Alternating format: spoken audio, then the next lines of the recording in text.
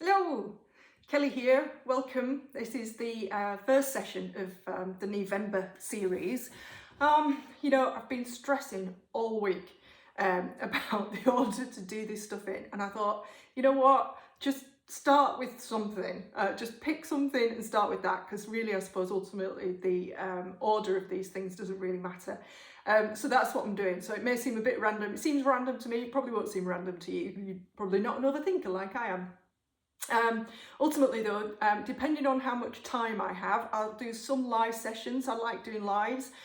Some will be pre-recorded like this one so that I can schedule them into the group, because I've got working clients and all that kind of stuff. So the idea behind it though would be for you to watch the session, watch this back, have a think about it, play with the movement if there is a movement in it, and then leave some feedback in the group and ask any questions, and I'll go back into the group every so often and as best I can answer the questions, and possibly do a live based on any questions that you have. So all that being said, today, or this session particularly, is about single leg balance and the reasons why. So but my main client base is knee arthritis and runner's knee, and the two really kind of go, they're obviously not the same in the slightest, but the things that I teach, the movements, the alignment and the decompression of the joint, all those kinds of things, they're very similar for both. You're just looking to improve the health of the joint, keep it moving as long as possible, and in the case of runner's knee, reducing the pain so somebody can get back to running. And quite often that comes down to sort of strength and flexibility around the joint, and the hip, the ankle, the foot, etc. But the main kind of point about this is that if you think about walking and running, they're both just a series of single leg balances. You're just moving from one foot to the other and balancing essentially in between. And in order to balance, there's lots of stuff going on, stating the obvious there really, but your hips, your core, your foot and ankle all need to stabilize you, if you like, so that there's no sort of excessive movement. So why is that important for knees?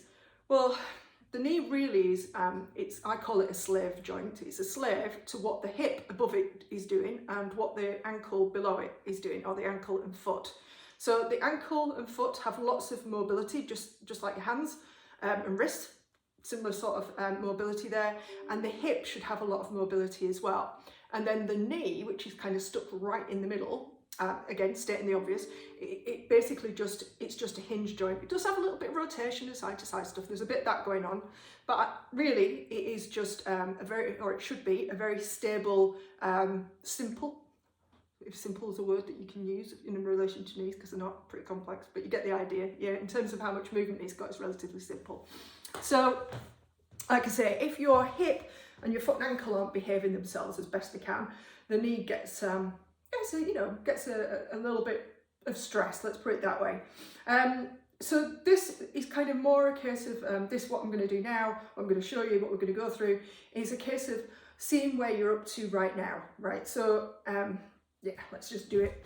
So if you come to a standing position, and I'm coming right back here so that I can get literally my entire body in there, and I'll just put my remote control down. So when you come to standing on one leg, however you want to do that, I'm going to go with a relatively high knee. I'm going to turn slightly sideways on as well so you can see. So I'm okay with my balance. My balance is pretty good. I can actually balance. But the things to look out for when you're doing it are, where are you moving, right? So if I turn around and do the other side, I'm sort of exaggerating now the movement at my foot and ankle. So my feet and ankles have always been, or they were in the past, they're a lot better than they were, but they're the main bit that I had problem with. So I've got a little bit of arthritis in my big toe, as well as a little bit of arthritis in my knees. So when I balance, my wobbly bit, if you like, is my foot and ankle. So for some of you, it'll be foot and ankle that starts to you can feel it, your body using your foot and ankle and doing this kind of motion to stabilise or steady yourself. But then for some of you, you'll be this kind of thing. Yeah, this kind of 4. Again, I'm exaggerating just so you can see, but where is your motion, right? So, as a for instance, if it's your foot and ankle doing all the kind of stabilising and what have you, that might be an indication that your foot and ankle are at least partly responsible for excess motion. Yeah, there's excess motion at the foot and ankle when you try and balance on one leg. If your torso, your body, or your arms are kind of all doing this, then the excess motion is up here. And it's this ability to control your trunk or torso when you walk. So we're essentially just putting a magnifying glass on walking. In other words, we're exaggerating a single leg balance, we're holding it and we're seeing what happens.